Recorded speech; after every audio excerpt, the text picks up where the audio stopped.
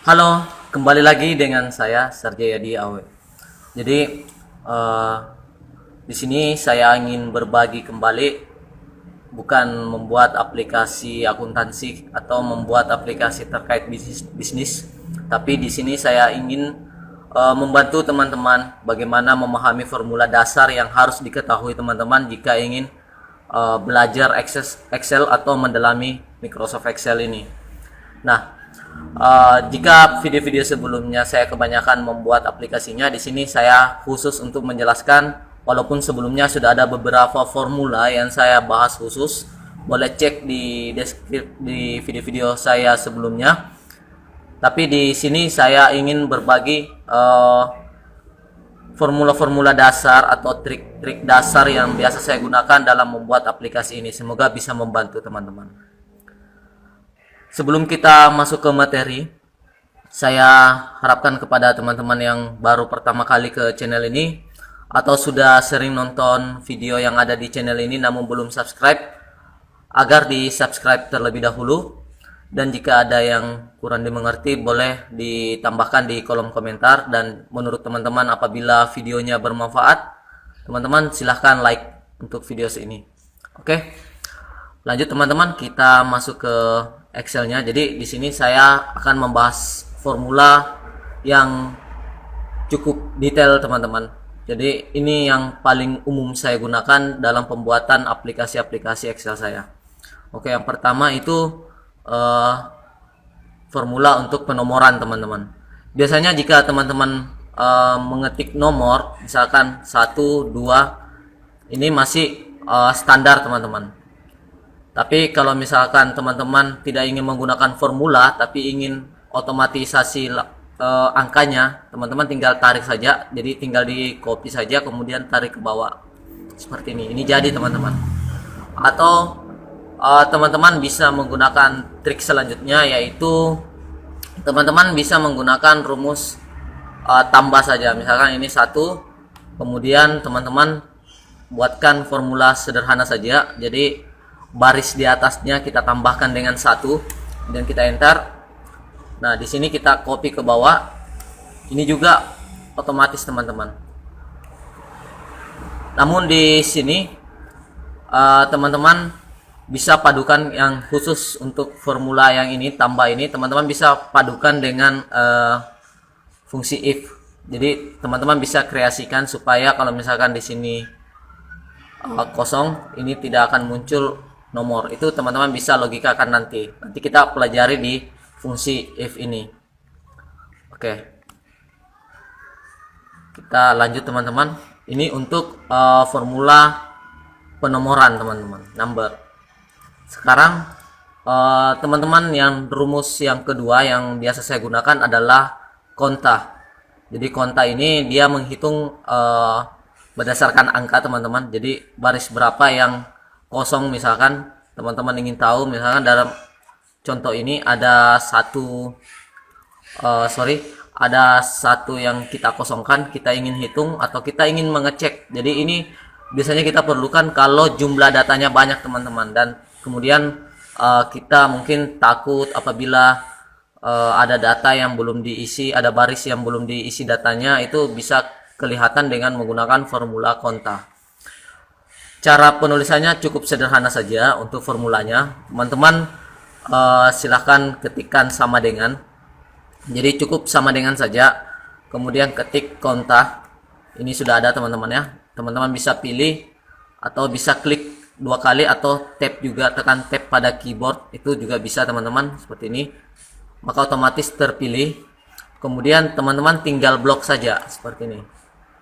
Jadi di blok saja sebanyak yang teman-teman inginkan untuk dicari tahu berapa baris yang kosong teman-teman.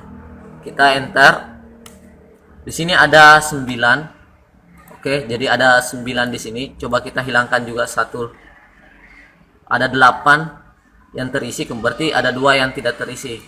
Kemudian kita cek lagi, ada 7 teman-teman yang terisi, berarti ada 3 yang tidak terisi. Jadi seperti itu. Jadi ini membantu teman-teman apabila datanya sudah ratusan atau ribuan untuk dilakukan pengecekan baris kosong. Oke teman-teman, selanjutnya kita ke formula count if. Jadi ini masih menghitung nilai teman-teman. Tapi di sini kita menggunakan formula count if. Jadi count if itu pada dasarnya kita ingin menghitung yang sama saja teman-teman. Jadi kita misalkan barang satu ini kita ingin jumlahkan ada berapa totalannya misalkan. Misal di sini kita pilih barang satu ya. Sorry. Jadi barang satu. Oke, teman-teman, ketikkan count if sama dengan. Jadi ketikkan sama dengan kemudian count if. Oke. Jadi teman-teman pilih count if-nya. Lalu range-nya teman-teman di sini. Oke, di sini ada range-nya, kita pilih dulu. Sorry teman-teman, saya lupa. Di sini gunanya itu untuk menghitung berapa banyak barang yang satu yang ada di nama barang ini. Kita akan cek kembarannya teman-teman. Biasanya saya gunakan ini untuk menghitung. Kalau saya sih biasanya untuk mempermudah dalam pembuatan buku besar seperti itu. Jadi untuk menjumlahkan, coba teman-teman kita cek dulu count if.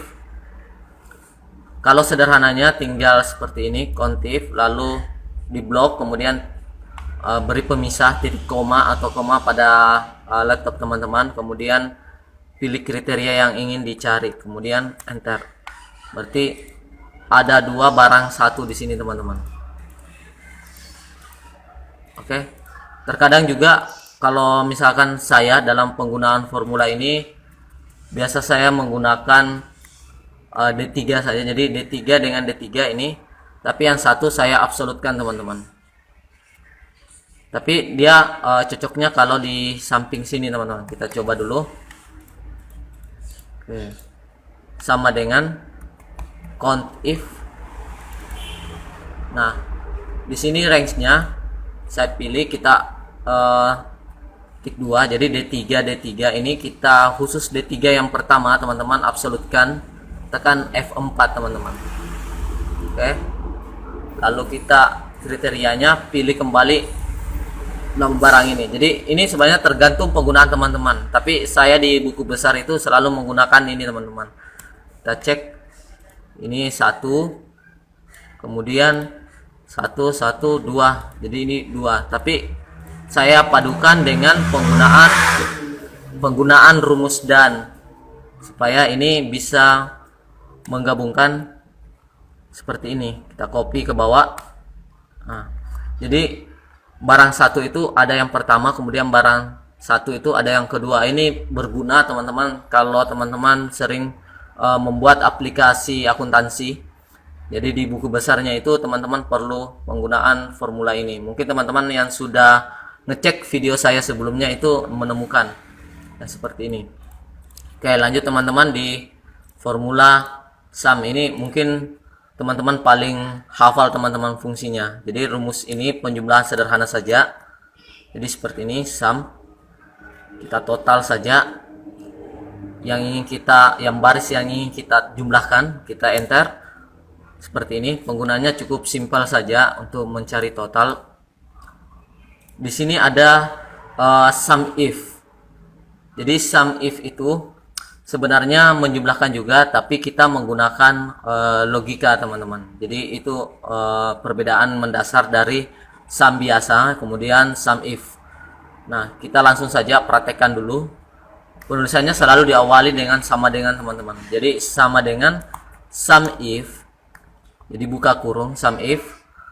Lalu teman-teman pilih range-nya. Ini ada range teman-teman. Range-nya ini kita ambil di sini blok nama barang. Jadi kita akan menjumlahkan, logikanya ini kita akan menjumlahkan barang yang sama teman-teman. Jadi barang yang sama kita akan jumlahkan sama dengan, kemudian yang kita jumlahkan kriterianya dulu. Kriterianya adalah yang kita nanti tentukan apa yang akan kita jumlahkan. Kemudian yang akan kita jumlahkan kolom angkanya itu adalah kuantitinya. Jadi di sini untuk sum range-nya yang di sini teman-teman itu wajib angka teman-teman supaya bisa terjumlah. Kita coba. Oke, ini masih kosong teman-teman. Kita cek dulu barang satu, kita copy saja dari sini. Oke, berarti ada 3 teman-teman. Karena ini kosong, kita coba isikan dulu, berarti 8. Kita isi lagi ini barang satu, kita coba ubah 14. Jadi dia menjumlahkan sesuai dengan kriteria yang kita masukkan. Jadi kita tidak menjumlahkan secara general atau keseluruhan, tapi dia menjumlahkan sesuai yang kita pilih saja, yang apabila ada kembarannya atau ada kesamaannya. Oke. Ini biasanya teman-teman perlukan juga pada saat membuat semacam ini penjualan, teman-teman, penjualan barang. Misalkan teman-teman ingin berapa total penjualan per hari untuk barang A misalkan. Teman-teman sisa pergunakan rumus sum if ini untuk menghitung barang A yang terjual untuk hari itu. Jadi seperti itu teman-teman. Kembali lagi, formula yang ada di Excel itu tergantung penggunaan dari teman-teman. Bagaimana teman-teman bisa melogikakan, kemudian teman-teman bisa tuangkan dalam aplikasi yang teman-teman buat.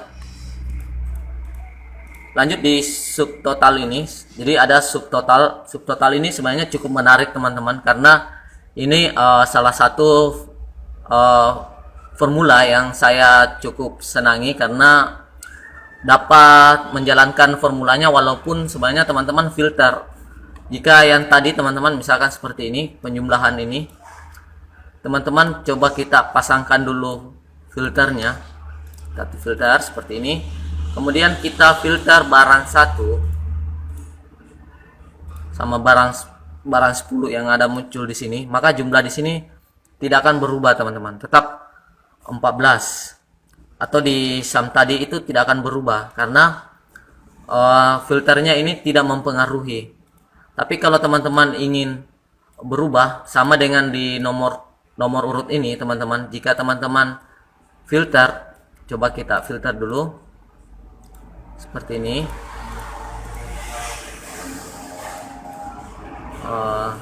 Kita ganti dengan nama barangnya saja, barang satu. Oke.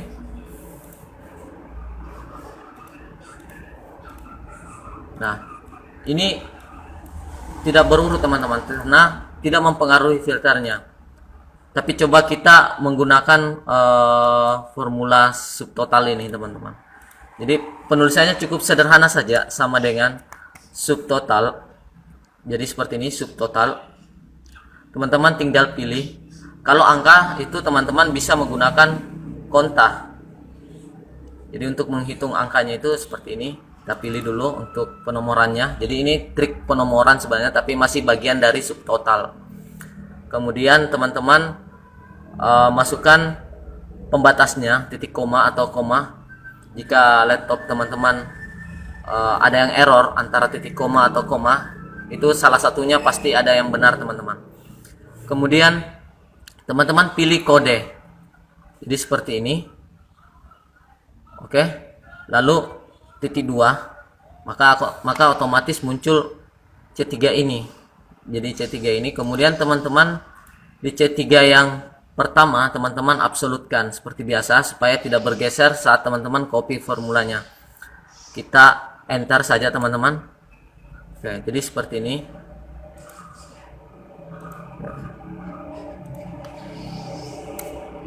Kita copy saja teman-teman ke bawah. Nah, ini penomorannya juga jalan teman-teman, tapi bedanya pada saat teman-teman melakukan filter, misal di sini ada barang 1, ada 2 teman-teman ya. Kita coba pilih barang 1, barang 2. Sorry, supaya tidak berurut, kita acak dulu. Nah, nomornya tetap berurut teman-teman. Ini yang penting sekali teman-teman, supaya aplikasi yang dibuat itu lebih rapi. Jadi tidak terpengaruh oleh filter ini. Jadi teman-teman jika nambah lagi, maka otomatis di sini 5. Jadi itu kelebihan menggunakan formula subtotal.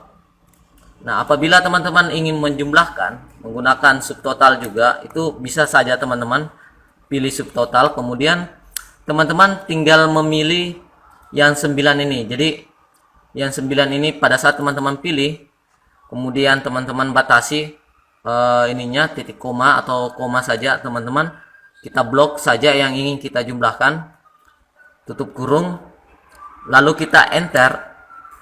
Hasilnya 41. Kita coba filter teman-teman, segini saja 3, hasilnya 20.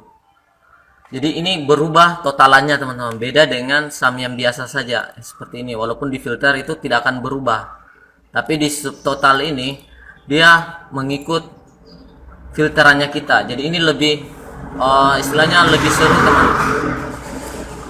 lebih banyak yang bisa dikembangkan dengan formula ini.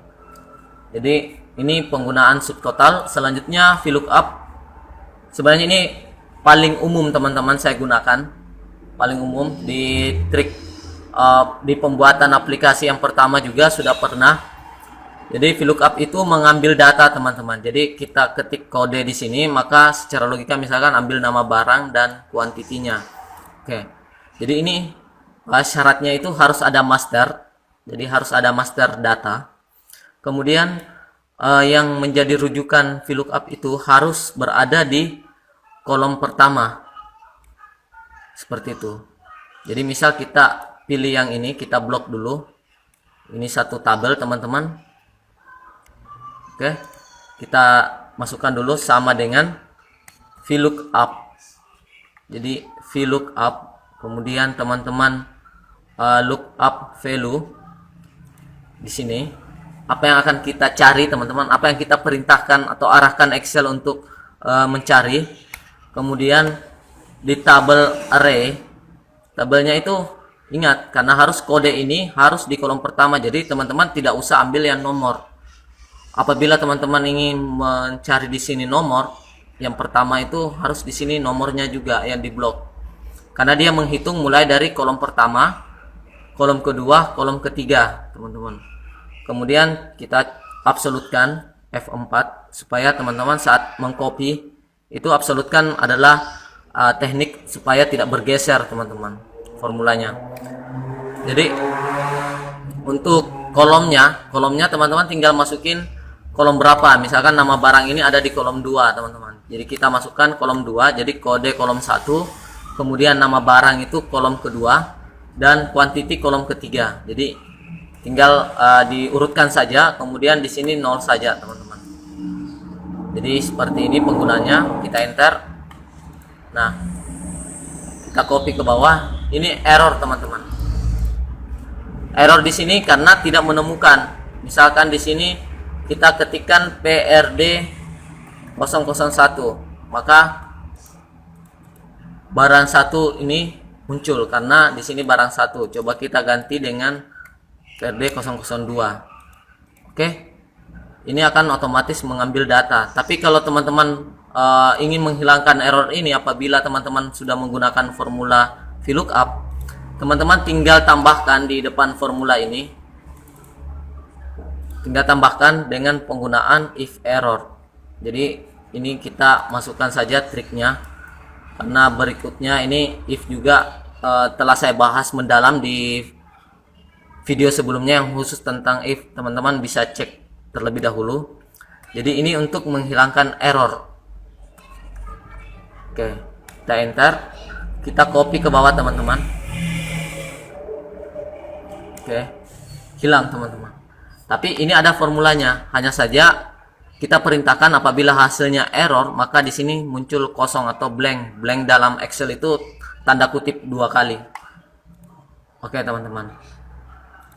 Nah, sama dengan teman-teman ingin mengambil quantity, tinggal copy saja formula yang ada. Tinggal copy seperti ini, kita enter.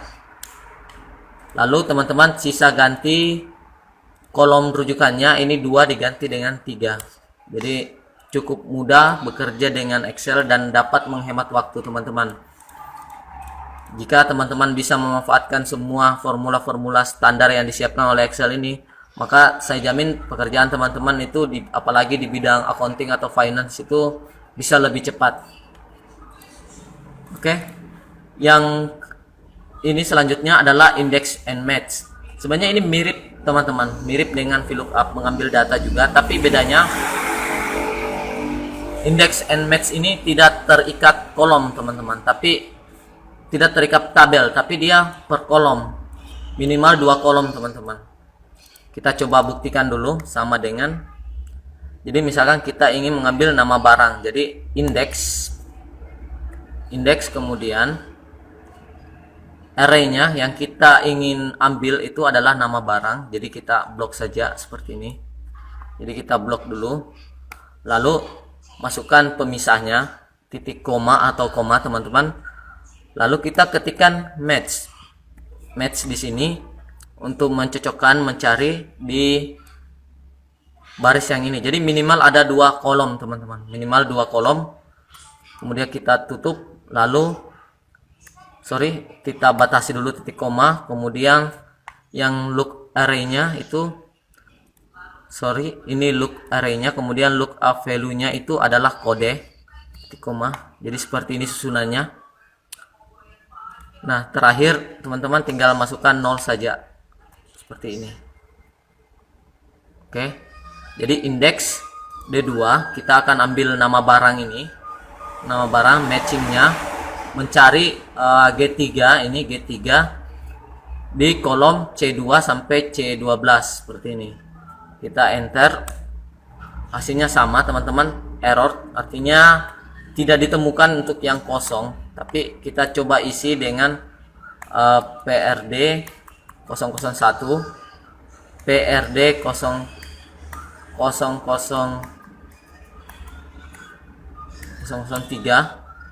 Oke.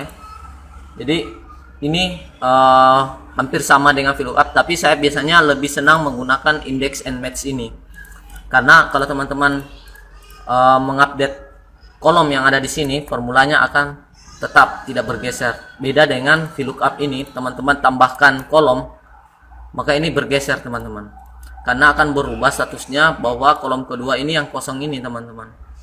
Jadi seperti itu. Jadi saran saya, jika teman-teman ingin mengembangkan aplikasinya ke depan, itu mungkin bisa menggunakan index and match ini. Untuk menghilangkan error ini kita sudah bahas juga, dan index and match ini sudah saya buatkan juga sudah saya buatkan video khusus yang membahas tentang ini.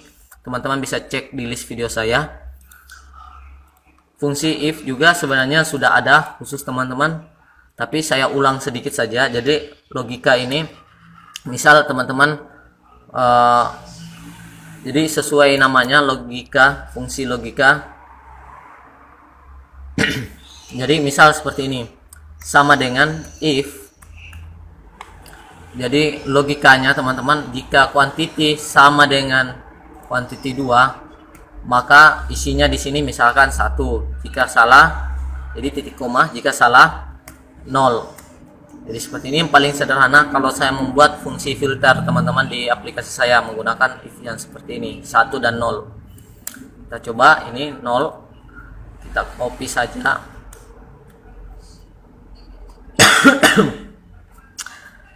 Ini sama dengan sama kosong, makanya muncul 1 teman-teman. Jadi sama-sama ini coba 3, muncul 1.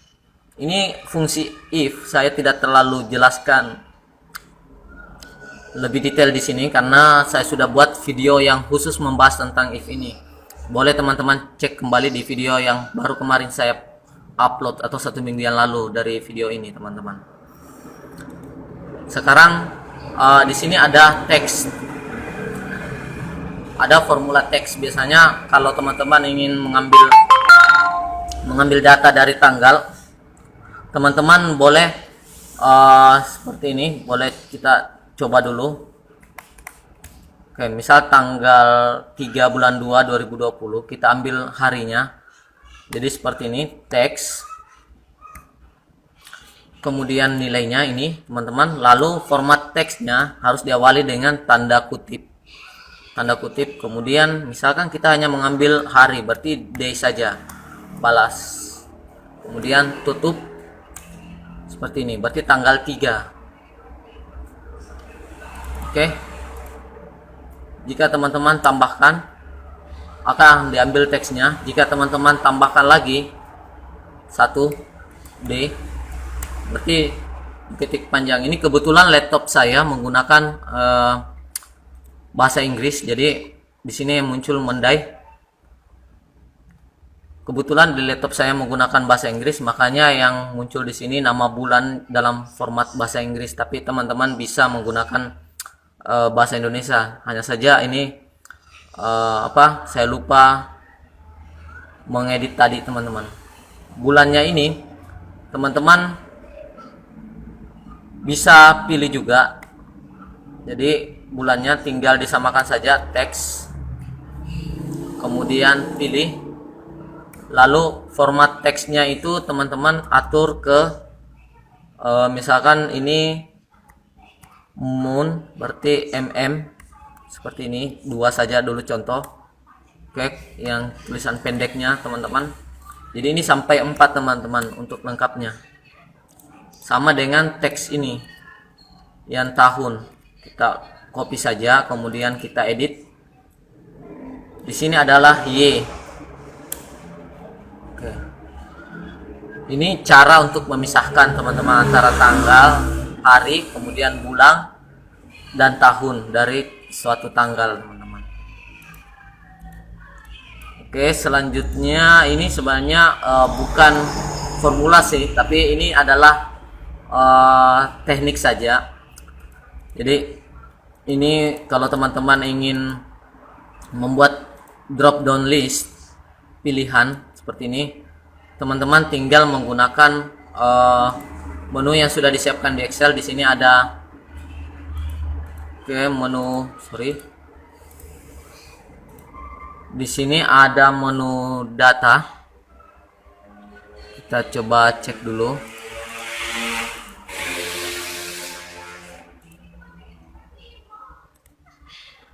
Kita cek data validasi. Nih. Di sini ada muncul data validasi, teman-teman. Nah, teman-teman tinggal pilih list, kemudian teman-teman pilih